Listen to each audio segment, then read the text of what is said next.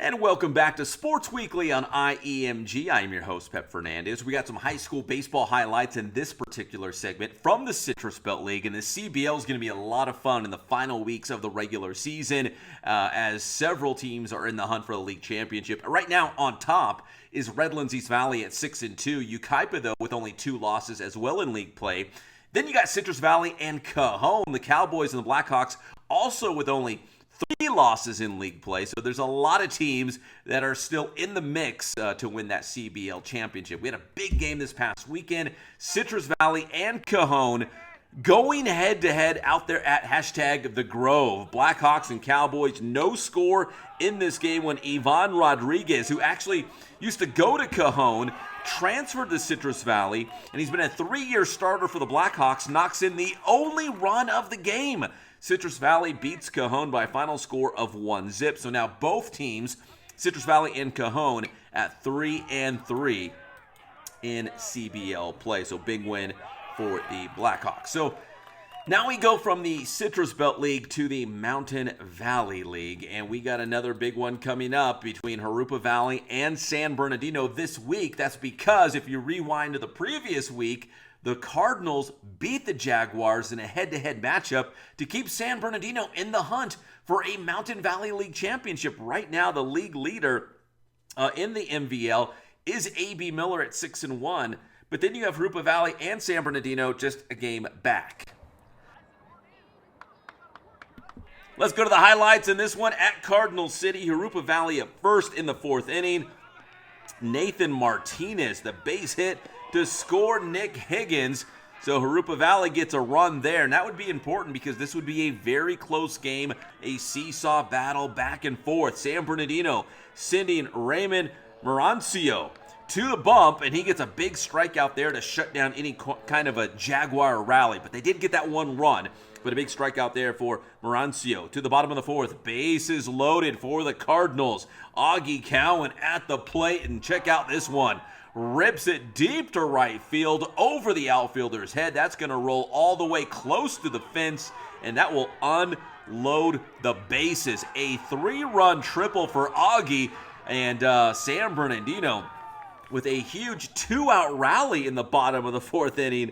And they weren't done yet. There's Cowan on 3rd, and there is Sean Bonds. He's going to send the fly ball to center field, deep enough for a sac fly. That'll bring home Augie with another run for San Bernardino, and they would keep piling it on, and they would need every run they could get in this one because it was a tight ball game. Alexander de la Paz brings home John Gomez with the single there. San Bernardino wins this game by a final score of 8-7.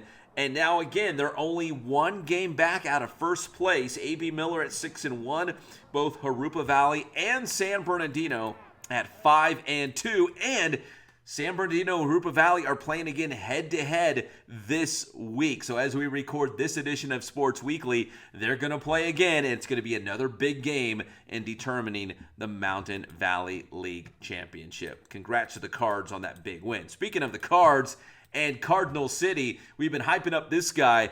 He's a former San Bernardino high school basketball star, Matt Bradley.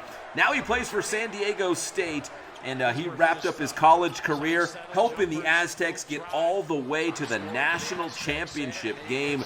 Bradley and the Aztecs had a historic season to get to the Final Four, to get to the national title game against UConn, but they would ultimately fall in the championship, 76-59 the final score. But for Matt Bradley and the Aztecs, there has never been a San Diego State team to go this deep into the postseason, and after that tough loss, Matt Bradley very proud of this team, but also very emotional losing in the national finals.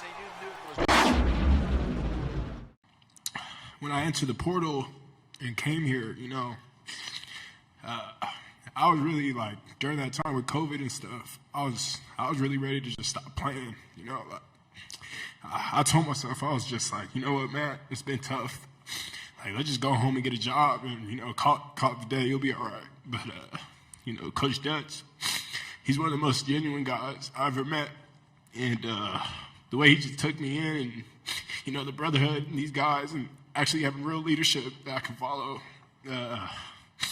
it just, it changed the directory of my life for sure. And it's more than just basketball, Sorry, I'm crying up here and stuff, but I'm just really thankful for Coach Dutch and everybody that played a part in my move here, going to San Diego State. So, yeah, that's how I feel. I think this season was a great comeback story as far as, bouncing back from that 30-2 season.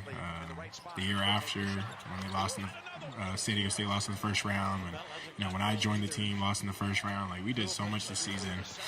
And it's just a great comeback story. And, I think I'm just so lucky to be part of a team where I was able to set the precedent for, what this team has to come when it comes to postseason play. And, moving forward, we got a taste of it. And, everybody's like, I can see it in everybody's faces returning like they want it again, And, we're sad, but ultimately we just got to keep our head high and just, realize we had a great comeback story this season. Congrats to Matt Bradley and San Diego State men's basketball. What a season for the ages for the Aztecs. All right, when we come back here on Sports Weekly, we'll talk some girls flag football coming to San Bernardino. We'll be right back here on your favorite show, Sports Weekly on IEMG.